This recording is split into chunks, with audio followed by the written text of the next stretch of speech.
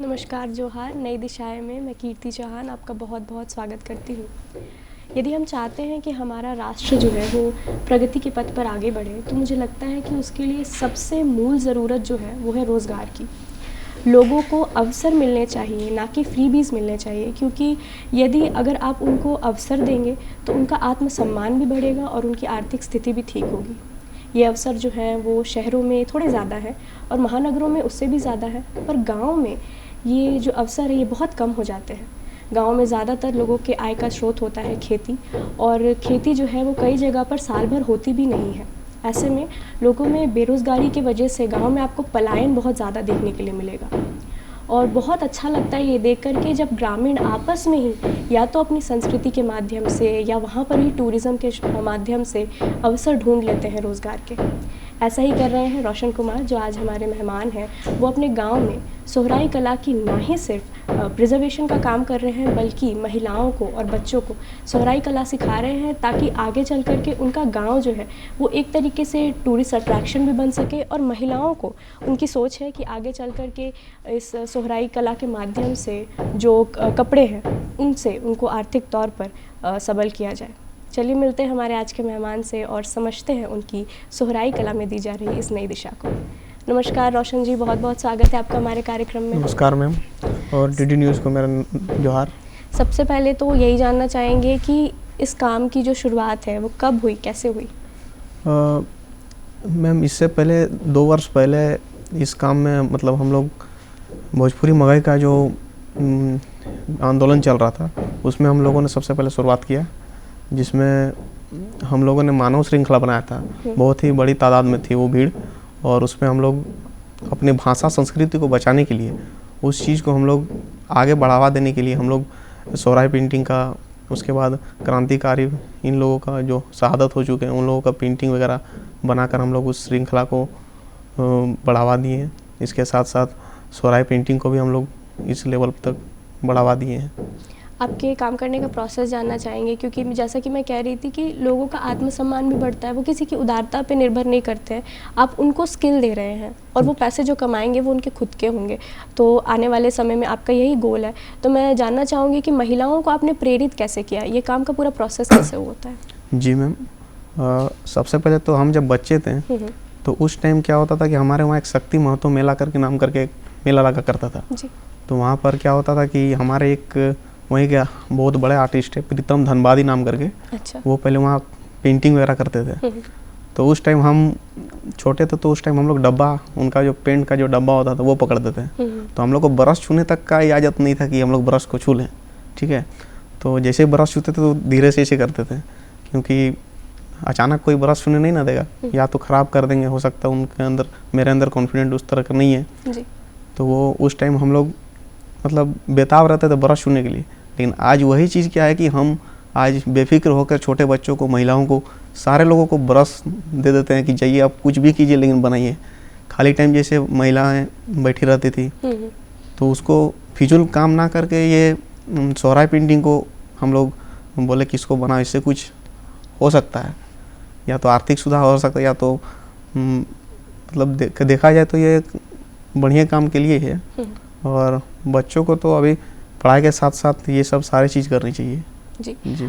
कुछ चुनौतियों के बारे में जानना चाहेंगे कि जब आपने महिलाओं को पहली बार अप्रोच किया तो उनके मन में भी तो थोड़ी हिचक रही होगी, नहीं आना चाह रही होंगी, तो उन सारी जो पड़ाव है उनको आपने कैसे पार किया, क्या क्या चैलेंजेस देखे?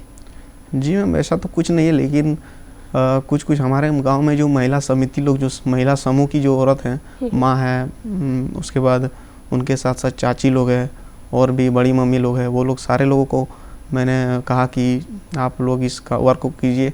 इस वर्क से क्या होगा कि कल दिन आने वाले समय में ये लुप्त भी नहीं होगा, और खाली टाइम में जो आप लोग फिजूल वर्क करते हैं उससे अच्छा ये है कि इस चीज़ को कीजिए आप लोग, और इससे किसी एक नए स्किल का प्रारंभ होगा।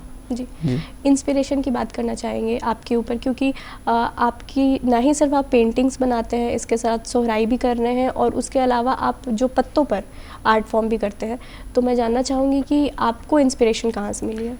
जी मैम, सबसे पहले तो मेरे आदर्श जो रहे, मतलब मेरे गुरुजी महावीर स्वामी जी, और वो तो पेंटिंग वगैरह करते हैं, अभी भी वो निःशुल्क सोराई पेंटिंग के साथ साथ वो बहुत सारे क्रांतिकारी वगैरह निःशुल्क पेंटिंग करते हैं जी। तो लीप आर्ट का अगर बात आए, जो कि मैं जो पत्तों में बनाता हूँ, वो पत्ते जीत भैया नाम करके हैं, एक बोकारो के ही रहने वाले हैं, वो पहले बनाते थे। तो मैंने सोशल मीडिया के थ्रू उनको देखा और उनसे थोड़ा अच्छा लगा देख के कि चलो पत्तों पर भी ये चीज़ किया जा सकता है।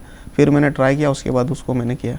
जी, रुचि कैसे आई? क्योंकि मुझे लगता है कि कहीं ना कहीं बच्चों में ना एक जिज्ञासा होती है किसी भी नई चीज़ को देख करके करने की, बट थोड़े टाइम बाद वो हॉबी होती है, फिर वो ख़त्म हो जाती है, बट आप अभी तक कंटिन्यू कर रहे हैं, तो क्या रुचि कैसे आई थी आपको? रुचि मैम, हमारे गांव में दुर्गा पूजा होता है, चेती दुर्गा नाम करके कुछ इस तरह है, मतलब दुर्गा पूजा, माँ बसंती दुर्गा पूजा। तो वहाँ पर क्या होता है कि मूर्तिकार लोग पहले आते थे, उसमें से एक चाचा लगते थे, वो भी मूर्तिकारी थे।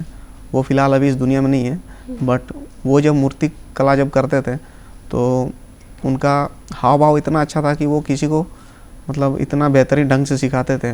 उनके सामने वो मतलब हम लोग उस चीज़ को देखते रहते थे कि वो कैसे बनाते थे, क्या करते थे, कलर कैसे करते थे, मतलब डाक कैसे पहनाया जाता था, साड़ी कैसे पहनाई जाती थी, सारे चीज़ उनको हम लोग देखते थे।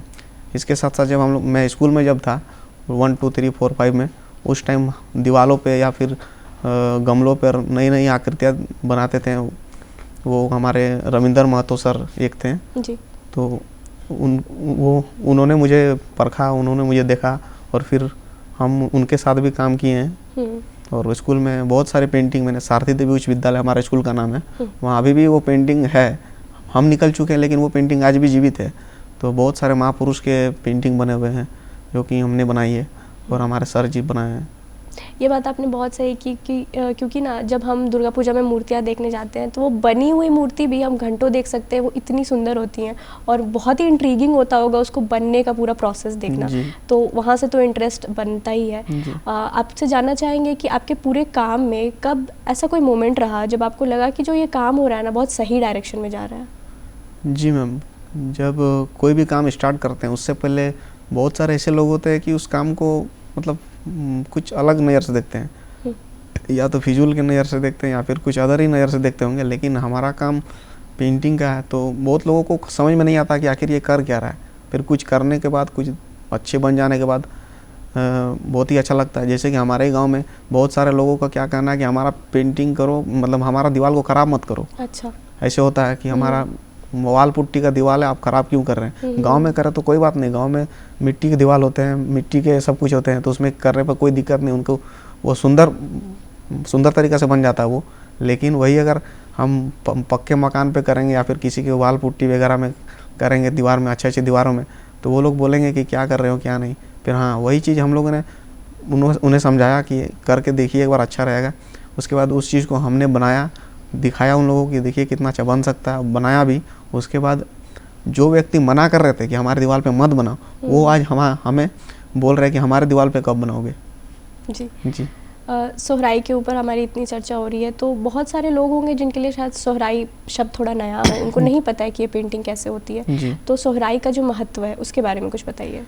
मैम, सोहराई ये आदिवासियों का जो है मूल और प्राचीन कला है, जो कि हजारीबाग के बादाम गांव से मतलब उत्पत्ति हुई है। और वहाँ की महिलाएं, बूढ़ी महिलाएं, माँ बहनें, ये लोग उसका प्रचलन को चलाती आई है और आज भी चल रहा है। आज हजारीबाग से निकल के झारखंड से लेकर पूरे भारत में इसका प्रचलन चल रहा है। जी। और ये जानना चाहेंगे कि आप जब बता रहे थे कि सोशल मीडिया के थ्रू आप जीत जी के बारे में आपने जाना था, जो कि पत्तों पर करते हैं थोड़ा आर्ट, और वो वहाँ से आपने सीखा। जी। सोशल मीडिया का कितना इम्पैक्ट होता है, क्योंकि आपने एक जगह से प्रेरणा भी ली, इसके अलावा आप जो काम करते हैं वो आप खुद भी सोशल मीडिया पर डालते हैं। तो एज एन आर्टिस्ट आपको क्या लगता है कि सोशल मीडिया का आज के समय में आर्टिस्टों के लिए क्या महत्व है? मैम, आर्टिस्ट का क्या है कि देखिए, वो लोग हमेशा वर्क करना चाहता है लेकिन उस फील्ड में वर्क मिलता नहीं वो लोग को।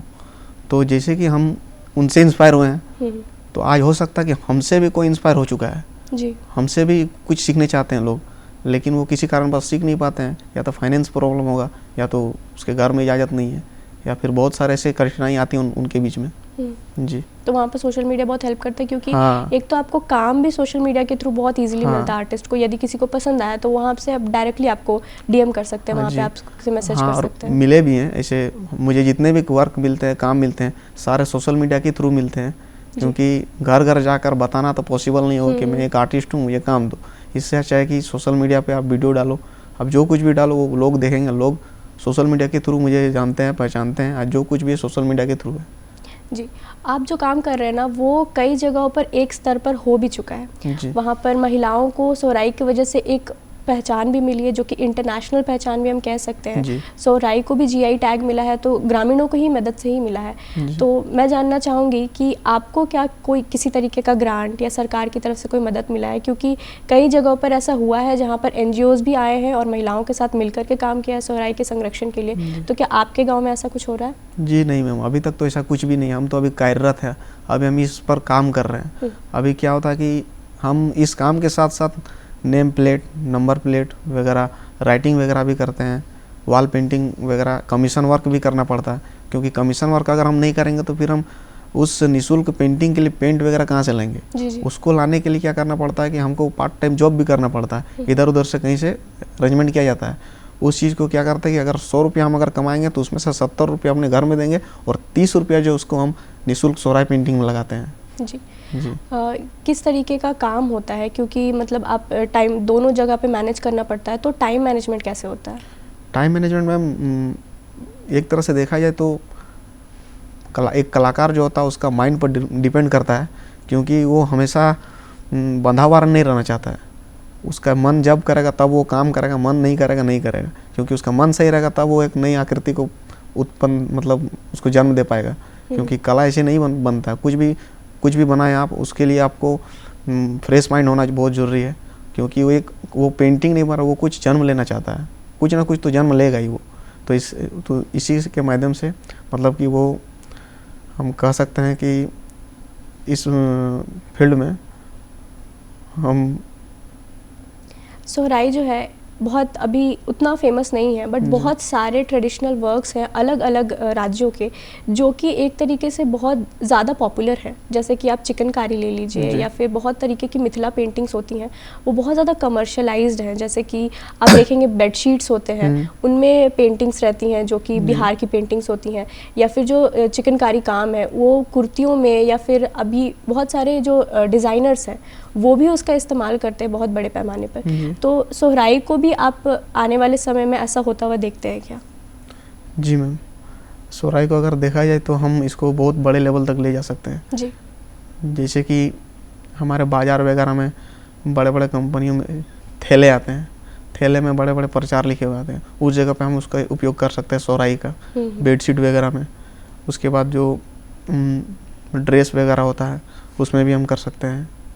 सोहराई के क्या कुछ कॉमन थीम या सिंबल्स होते हैं? क्योंकि हर पेंटिंग की अपनी एक स्पेशलिटी होती है, एक पर्टिकुलर डिज़ाइन पैटर्न होता है। तो सोहराई का पैटर्न क्या है, उसमें क्या कुछ बनाया जाता है? मैम सोहराई मुख्यतः क्या होता है कि प्रकृति को लेकर बनाया जाता है। प्रकृति के पशु पक्षी जैसे मोर हो गया, हाथी हो गया, और भी छोटे छोटे चिड़िए हो गए, ये सब पक्षी ये सब बनाए जाते हैं।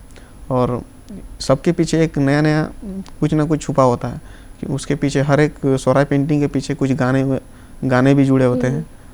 जी, डिफरेंट डिज़ाइंस और पैटर्न्स की हमने बात की, लेकिन मैं जानना चाहूँगी कि आप जब बच्चों के साथ काम करते हैं तो वो कैसा रहता है? क्योंकि अभी ना गाँव में ये चीज़ है कि बच्चों को डिस्ट्रैक्शन बहुत सारे हैं और ख़ास करके नशा की वो चले जाते हैं। तो उनको कैसे प्रोत्साहित करते हैं कि आप इस पर काम करिए? सबसे पहले तो मैं कहना चाहता हूँ कि अगर मोबाइल, अभी तो मोबाइल या तो विज्ञान के लिए वरदान है या तो अभिशाप है। क्योंकि फ़ोन से ही बच्चे आजकल या तो सही रास्ता को देखते हैं या तो गलत रास्ते को देखते हैं। अगर हम बच्चों को मोबाइल अभी से अगर दे देते हैं तो वो अलग अलग जो गेम अभी मार्केट में आ चुके हैं, फ्री फायर वगैरह, इस समय अभी टाइम वेस्ट करते हैं और कुछ नहीं। तो इससे अच्छा है कि सोहराई पेंटिंग में वो बच्चों को हम प्रेरित किए, वो बच्चे कम से कम आके हमारे साथ ब्रश उठाकर कम से कम कलर भरने का भी काम कर रहे हैं, तो वो उस चीज़ से छुटकारा पा रहे हैं। और एक चीज़ ये है कि अभी जो आप देख रहे हैं कि बाल मजदूर, तो बाल मजदूर में देखते हैं कि बच्चों लोग को काम करने नहीं दिया जाता है। जैसे कि किसी के पापा कुम्हार हैं तो वो आदमी कभी अपना बच्चा को काम नहीं कराना चाहता, क्योंकि उसके ऊपर एक टैग लग जाए कि बाल मजदूर, बच्चों से काम करा रहे हैं। नहीं, क्योंकि नहीं करना चाहिए वैसा, कहे कि उसके अंदर एक स्किल है मैम, उसके पापा के पास जो स्किल है वो स्किल उसके भी पास होना चाहिए। तो उसे सीखनी चाहिए वो चीज़, क्योंकि सभी लोगों के पास वैसी स्किल नहीं होती है। उसके घर में अगर कोई स्किल है तो उस चीज़ को सीखना चाहिए, ना कि बाल मजदूर का एक टैग लगाकर उसको उस स्किल से वंचित रखा जा सके। सोहराई के बारे में मैं जितना जानती हूँ ये है कि एक बहुत ही ट्रेडिशनल आर्ट फॉर्म है। इसमें 4 तरह के रंग यूज़ होते हैं और वो प्राकृतिक रंग होते हैं, मिट्टी के घरों पर होते हैं। पर सिर्फ एक टाइप की सोहराई नहीं होती है, उसमें भी बहुत वेरिएशन है। अलग अलग जगह पर अलग अलग तरह की सोहराई होती है। उस विषय में बताइए। जी मैम, बहुत सारे जगह में तो 2 ही कलर का यूज किया जाता है, ब्लैक और वाइट। लेकिन हमारे यहाँ तो पहले क्या होता था कि मिट्टियों का उपयोग किया जाता था, जो कि हजारीबाग से लाल मिट्टी, लकड़ी, काला रंग बनाने के लिए लकड़ी को हम लोग जलाकर, वो लोग पहले बूढ़ी माँ लोग पहले लकड़ी को जलाकर उसको काला रंग में बदलती थी। गेरवा मिट्टी को रेड कलर का यूज करती थी। चावल को पीस कर उसका गुणी से वाइट कलर बनाती थी। उसके बाद पीला जो पेड़ पौधों से वो लोग निकालती थी कहीं से पीला, तो इसी तरह करके वो लोग उस चीज़ को कलर वगैरह करते थे। लेकिन अभी क्या है कि अभी सब कुछ एनामल पेंट आ गया है, एक्रेलिक कलर आ गया है, वॉल पेंटिंग का कलर वगैरह आ गया है, जो कि उसमें कोई मेहनत नहीं, कलर बनाने का एक तरीका भी होता है, वो चीज़ से हम लोग अभी वंचित है। क्योंकि डायरेक्ट हमें मार्केट में मिल जा रहा दुकान से कुछ भी चीज़, तो हम लोग दुकान से डायरेक्ट खरीद लेते हैं और फिर उस कलर से हम लोग अपना काम करते हैं। उसमें एक चीज़ से हम लोग वंचित रह जाते हैं कि हम लोग सीखने का मौका नहीं मिला कि किस चीज़ से, मतलब कौन से वस्तु से कौन सी कलर बनाई जाती है। थोड़ा फैमिली सपोर्ट के बारे में जानना चाहेंगे, क्योंकि अभी भी आप बहुत यंग हैं। ऐसे में अपना करियर बनाना, इस पर जो है पेरेंट्स ज़्यादा जोर देते हैं, और उनके साथ साथ खुद को भी कन्विंस करना कि नहीं, मुझे थोड़ा सा अलग रूट लेना है और आपका सपोर्ट चाहिए इसमें, ये कितना मुश्किल रहा है? फैमिली सपोर्ट है कैसा? मैम, सबसे पहले देखा जाए तो मैं जब बचपन में था उस टाइम तो मुझे पेंटिंग के रास्ते में, मतलब पेंटिंग के करियर, मतलब इसमें मुझे बढ़ावा नहीं दिया जाता था। लोग कहते थे गांव घर में कि क्या ये सब क्या कर रहे हो। लेकिन फिर धीरे धीरे कुछ समय के बाद देखा गया कि मैं धीरे धीरे अच्छा परफॉर्मेंस करता गया मैं। उसके बाद धीरे धीरे करते करते करते ऐसे बहुत सुधार आया और मैं बढ़िया बढ़िया आर्ट वर्क बनाने लगा, जिससे लोगों को लगा कि नहीं, कुछ होना चाहिए, मतलब इसको आगे बढ़ाना चाहिए। तो हमने अपने स्तर से बहुत ट्राई किया, फिर यहाँ वहाँ से सीखा भी। उसके बाद मैंने BHU में भी अपना ये एंट्रेंस वगैरह दिया था, जिसमें नहीं हो पाया, फाइनेंशियल नहीं होने के, फाइनेंशियल सपोर्ट ख़राब होने के कारण। हाँ, तो अभी फ़िलहाल मैं अभी चंडीगढ़ यूनिवर्सिटी प्राचीन कला से अभी अपना पढ़ाई किया हूँ, अभी मेरा फर्स्ट ईयर चल रहा है। अच्छा जी। बिगेस्ट थ्रेट क्या है सोहराई को? क्योंकि अगर हम किसी भी चीज़ को बचाने की कोशिश कर रहे हैं, इसका मतलब है वो कहीं ना कहीं लुप्त हो रहा है, तभी आप उसको बचाने की भी प्रयासरत है। तो मैं जानना चाहूँगी कि क्या थ्रेट है, क्या इंडेंजर्ड कैसे हो रहा है, जिसकी वजह से आपको ये काम करना पड़ रहा है? जी मैम, सबसे पहले तो मैं अभी के जनरेशन में अभी पुट्टी वाल वगैरह में, मतलब दीवार वगैरह में पुट्टी का उपयोग कर रहा है। उसमें वो लोग वॉलपेपर का यूज़ करते हैं, जो कि मशीनीकरण में जो अभी बढ़ावा दिया जा रहा है। उसके बाद उसके साथ साथ वॉलपेपर का यूज किया जा रहा है, और नए नए तरीके के फ्लैक्स का अभी बहुत ज़ोरों शोरों से चल रहा है फ्लैक्स का। तो अभी लोग फ्लैक्स लगाना बहुत पसंद करते हैं। तो इससे क्या होता है कि लोग ये सब को भूल रहे हैं, इसके धीरे धीरे इसको पीछे छोड़ते जा रहे हैं। पहली पीढ़ी होती थी कि वो लोग इस चीज़ को सीखने के लिए तत्पर रहते थे, लेकिन अभी धीरे धीरे क्या हो रहा है कि इस चीज़ से अभी के बच्चे वो चीज़ नहीं सीखना चाहते हैं, क्योंकि इसमें कुछ, मतलब वो लोग कुछ अदर सोचते होंगे या फिर क्या नहीं मालूम, लेकिन अभी इस चीज़ को वो लोग बढ़ावा नहीं दे रहे हैं। या तो वो गेम में अपना टाइम बर्बाद करते होंगे या तो मोबाइल में। मुझे लगता है ना कि एक चीज़ जो है कि अगर आपको किसी भी सांस्कृतिक चीज़ की प्रिजर्वेशन करनी है तो उसके लिए लोगों को भी जागरूक होना बहुत ज़रूरी है। ये बात तो है कि चैलेंजेस बहुत सारे हैं। अगर इतनी पुरातन कला है तो वैसे घर भी तो नहीं है, वैसे पेंट्स भी अब उतनी इजीली मिलना मुश्किल है। और पहले के समय में लोग भी बहुत ज़्यादा फ्री थे, वो अपने घर को सजा रहे थे। अगर आप चाहते हैं कि आपके बच्चे प्रगति करें तो जाहिर सी बात है कि आप उनको पढ़ने के लिए बाहर भेजेंगे, आप उनको सोहराई नहीं सिखाएंगे कि आप घर बैठ करके घर सजाइए। तो इन सब कारणों की वजह से लुप्त तो हो रहा है, लेकिन हर एक जगह पर जब आप अपनी एक पहचान बनाना चाहते हैं तो वहाँ पर लोगों की भी जिम्मेदारी होती है कि वो अपने रूट्स को याद रखें, और ऑथेंटिक फॉर्म में नहीं, लेकिन अगर किसी भी फॉर्म में वो आप उसको प्रिजर्व कर सकते हैं तो ज़रूर करना चाहिए। आपका एक गोल ये भी है कि आप चाहते हैं कि जो सोहराई है उससे आप बहुत तरीके के कपड़ों के चीज़ों में यूज़ करके उसको सेल करें महिलाओं के माध्यम से, और ये कई जगह पर होता भी है कि साड़ियों में या दुपट्टों में या गमछा पर सोहराई करके उनको बेचने की कोशिश की जाती है। जाती है, लेकिन ये कहीं ना कहीं उतना कमर्शियली सक्सेसफुल नहीं है, क्योंकि मुझे नहीं लगता है कि मैं किसी आम दुकान में जाऊंगी और बोलूँगी कि मुझे एक सोहराई पेंटिंग की साड़ी चाहिए तो मुझे मिल जाएगी, किसी भी आम दुकान में मुझे नहीं मिलेगी। बट मैं कहीं जाकर के बोलूँगी कि मुझे एक चिकनकारी कुर्ती चाहिए तो मुझे तुरंत मिल जाएगी। तो इस तरीके से ये कमर्शियली तो सक्सेसफुल नहीं है। तो क्या कारण है इसके कमर्शियली इतना सक्सेसफुल नहीं होने का? इसका कारण मैम हम तो देखा जा रहा है कि इसको बढ़ावा ज़्यादातर नहीं दिया जा रहा है, क्योंकि ये हमारे इंडिया तक ही सीमित रह जा रहा है किसी न किसी कारणवश। इसको हमें ज़्यादा बढ़ावा देना चाहिए जी, या तो सोशल मीडिया के थ्रू हो या तो प्रचार प्रसार के माध्यम से इसको बढ़ावा देना चाहिए।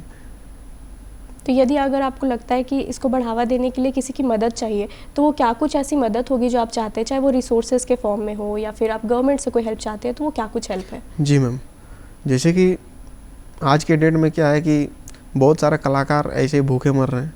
उसका मेन कारण है कि उन्हें वो जैसे कि बहुत कुछ लुप्त भी हो रहे हैं, जैसे नटवा नाच हो गया, बुनकर हो गया। आज की डेट पे उन लोगों को कोई पेंशन वगैरह नहीं दिया जाता है जी। जो कि हमारे झारखंड में एकदम ही नहीं दिया जाता है, जो कि उससे उन लोगों का जो आत्मविश्वास है वो भी ख़त्म हो रहा है, उसके साथ साथ उसका रोज़गार भी ख़त्म हो रहा है। उससे क्या करते हैं, एक दूसरे से दूसरे स्थान में पलायन कर जाते हैं। तो अगर वही नहीं रहेंगे तो फिर हमारा आर्ट को खरीदेगा कौन? जी। जब सोहराई के लिए आप काम कर रहे हैं तो उसका रिज़ल्ट पहले तो यही आता है कि लोग उसका जब अप्रिशिएट करने लग जाते हैं।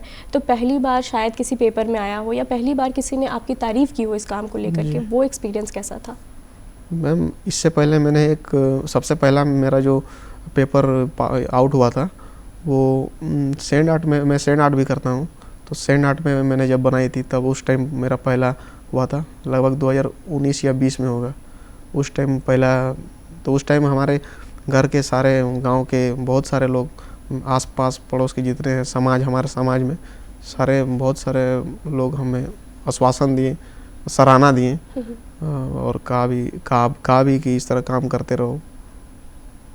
आप जब बता रहे थे कि आपके इंस्पिरेशन ना महावीर जी हैं, मैं जानना चाहूँगी कि ऐसी क्या कुछ ऐसी क्वालिटीज़ है जो आपने उनमें देखा है जो आप चाहते हैं कि या तो आप अडाप्ट करें या फिर वैसा बनना है, तो क्या कुछ वो क्वालिटीज़ आपने देखा है वो आप मुझे बताइए। सर, उनके अंदर धैर्य बहुत ज़्यादा है जी। वो मतलब क्या है कि मैंने उनसे बहुत बार कहा है कि मुझे भी अपने साथ काम पे ले चलिए या फिर कुछ भी, तो वो कहते थे कि हमारे जैसे कष्ट शायद ही कोई कर पाएगा, क्योंकि उनका जो यहाँ तक का उनके घर में खाने पीने को राशन भी लोग प्रोवाइड करते हैं जी। मुझे बताइए। और सेम सिचुएशन अगर वो मेरे भी साथ होगा तो फिर वो बोले कि इस तरह का सिचुएशन आप नहीं सह पाओगे, इससे अच्छा है कि आप जहाँ पर वहीं पर रह के आप अपने कार्य को आगे बढ़ाइए, वो भी बेटर है। मेरी तरह आगे मतलब इस तरह मत कीजिए, क्योंकि मैं अभी बहुत कठिनाई से गुजर रहा हूँ। शुरू में मैं बता रही थी कि आपका ये जो काम है ये कई एक तरीके से एक पंथ और कई काज है। एक तरीके से आप अपना गांव भी सुंदर बना रहे हैं कि कल को ये टूरिस्ट अट्रैक्शन भी बन सकता है। इसके अलावा महिलाओं को सबल करना ये भी एक आपका गोल है। तो महिलाओं को आर्थिक तौर पर सबल करना ये कितना ज़रूरी है, और महिलाओं को खुद के लिए कमाना या खुद पर इंडिपेंडेंट होना ये कितना ज़रूरी है? जी मैम, क्योंकि आज के 20वीं सदी में कोई दूसरे का दिन जी नहीं सकता है, उसे खुद की कुछ आमदनी होनी चाहिए, क्योंकि लोग रहेंगे भी तो दूसरे के भरोसे कितने रहेंगे। तो इसलिए मेरा कहना है कि वो किसी तरह कोई भी स्किल को वो सीखे और उस स्किल से अपना 2-4 आमदनी अपने वो अर्जित करे। अभी तक की आपकी जो पूरी जर्नी रही है, चाहे वो पहली बार सैंड आर्ट सीखना हो से लेकर के आज ना ही सिर्फ खुद सोहराई करना बल्कि अपने गाँव में भी एक पहचान बनाना और लोगों को भी सिखाना, इस जर्नी को यदि आप संक्षिप्त में बताना चाहें तो कैसे होगा? जी मैम, मैं सबसे पहले तो कहूँगा कि मैं फागु मातो में वहाँ पर भी पेंटिंग कर चुका हूँ। सारथी देवी से हम सबसे पहले वहाँ से स्टार्ट करते हुए हम SSNMS इंटर कॉलेज में वहाँ भी किए हैं। उसके बाद शहीद शक्तिनाथ मातो वहाँ जो मेला हुआ तो वहाँ भी पेंटिंग वगैरह किए थे। उससे करते धीरे धीरे करके हम आगे बढ़े हैं इस तरह और यहाँ तक पहुँच पाए हैं।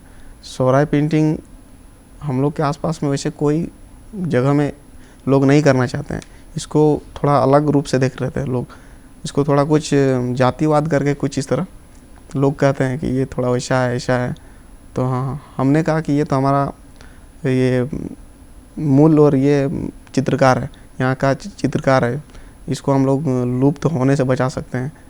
तो इस माध्यम से हम उस चीज़ को बढ़ावा दिए, देखे भी कि इसको बनाना ठीक है। एक आपका ये सपना है कि आप खुद रोज़गार सृजन की व्यवस्था करने की कोशिश कर रहे हैं गांव में, लेकिन इसके अलावा और क्या क्या एस्पेक्ट्स हो सकते हैं और किस तरीके के काम हो सकते हैं जो करके गांव में ही अवसर पैदा किए जा सकते हैं रोज़गार के? जी मैम, जैसे कि खिलौना वगैरह हो गया, मूर्ति कला हो गया, इसमें छोटी छोटी मूर्तियाँ वगैरह जो होती है उसको बनाकर बच्चों को सिखाया जा सकता है। पेंटिंग क्लास दिया जा सकता है, और वैसे भी मैं अभी पेंटिंग क्लास दे ही रहा हूँ छोटे बच्चों को। उसके साथ साथ गमछों पर, ये सब सारे कपड़ों पर भी किया जा सकता है, उसको मार्केट वगैरह में सेल किया जा सकता है। जी, आज हमारे जो दर्शक ये कार्यक्रम देख रहे हैं उनको सोहराई से लेकर के अगर आप कुछ कहना चाहें तो वो क्या होगा? मैं तो कहूँगा कि सोहराई हम सबको करना चाहिए, क्योंकि वो धीरे धीरे क्या है कि लुप्त हो रहा है और लुप्त होने के ही कगार में लगभग। और अगर हम आज काम नहीं करेंगे तो आने वाली जो पीढ़ी है वो सोहराई का मतलब भी नहीं जान पाएगी और सोहराई पेंटिंग भी नहीं जान पाएगी।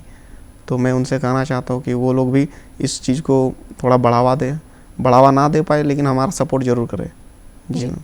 एक चीज़ मैं ये ज़रूर जानना चाहूँगी कि जब भी कोई काम होता है ना तो हमें उसका आउटकम ज़रूर देखना होता है। जब आपने ये शुरू किया था तब से लेकर के अब तक, भले ही और कुछ ना हुआ हो, पर गांव वालों में तो कुछ बदलाव आया होगा, तो वो क्या बदलाव है?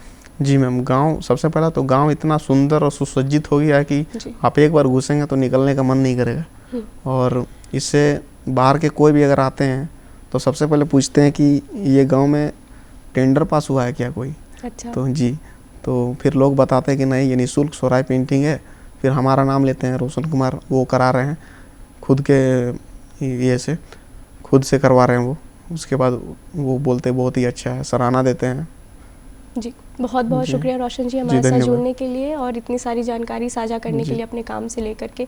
यदि आपके काम, क्योंकि अभी बहुत इनिशियल स्टेज में है, तो आपने जो भी गोल सेट किया है वो शायद अभी अचीव ना भी हुआ हो, फिर भी लोगों में तो जागरूकता आ रही है। शायद कोई होगा जो आपके गांव में पहली बार आएगा और वो पेंटिंग देख करके पूछेगा कि ये कौन सी पेंटिंग है, और उसको पहली बार पता चलेगा कि वो सोहराई है, और ये भी बहुत बड़ी बात है। इसी तरीके से हर हफ्ते हम आपकी मुलाकात करवाते हैं अलग अलग मेहमानों से जो किसी न किसी तरीके से एक सकारात्मक बदलाव लाने के लिए प्रयासरत हो समाज में। आज के लिए बस इतना ही। अब मुझे दीजिए इजाज़त, में मिलूंगी आपको नई दिशाएं के अगले अंक में। तब तक के लिए जोहार।